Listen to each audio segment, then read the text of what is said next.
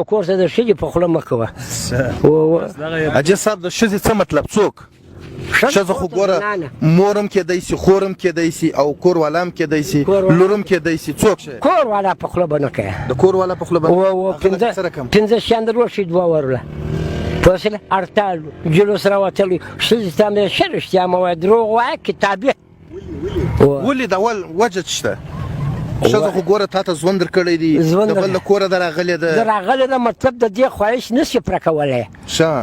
دا به پنځه شیان غواړي ته په خپل سوچو کې ډوب یې، پریشانۍ کې ډوب یې، نو پنځه شیان وراوړې دا نشي راوړي. او چې بیا وراوړې دا نه وایي چې کور دې ودان شکر دی، که زوی یې وراوړي که زوی دا تا ته درې واره ښکاره کوي دا خو نو زما زوی راوړي، دا خو نو زما زوی راوړي. او ته چې هر څه وراوړې ستا هغه نه معلومېږي د چالاکه څه بخت ورک ولاړ شي. حاجي صاحب اخري خبره ده، زه د بمبۍ سره سپور شولم کلکتې سه په 1 روپۍ ټکټ پر سرانانو کښته شولم. پاکستان هندوستان نه و جوړ شوی، نو سیکانو هندوانو پوه شوه. زما ډېرې و د ګامیشه، ما ګامیشه په 1 روپۍ اخیستې.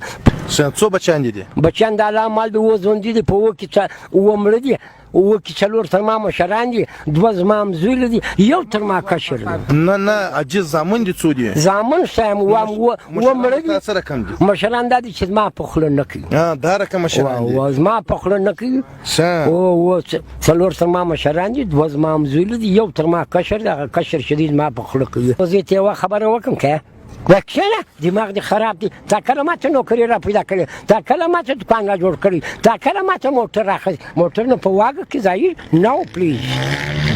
د ښځو ته کوم پیغام ورکوې چې دا ښځې څه وکړي؟ ښځې پخوا وې پخوا وې، اوس ستا په دې پښین کې د 10 کالو نجونې ناستې دي، د 40 کالو هغه ناستې دي. وایي نه ورکوم ده ته، وایي دی ږیره لري، دا بله هم ږیرې لري، نوکري نه لري، موټر بیاسي ګاډۍ نه لري، تا چې درکې ولي د بازار شو لري، په په لاس سر ګرځې، په لاس سر ډوډۍ خورې، ښه د خوند کوټ او د چاکر چې واده وي کوزده یې تا ته ست کوي، ودت یې نه کوي، واغت یې نه کوي، ودت یې نه کوي، مات یې نه کوي.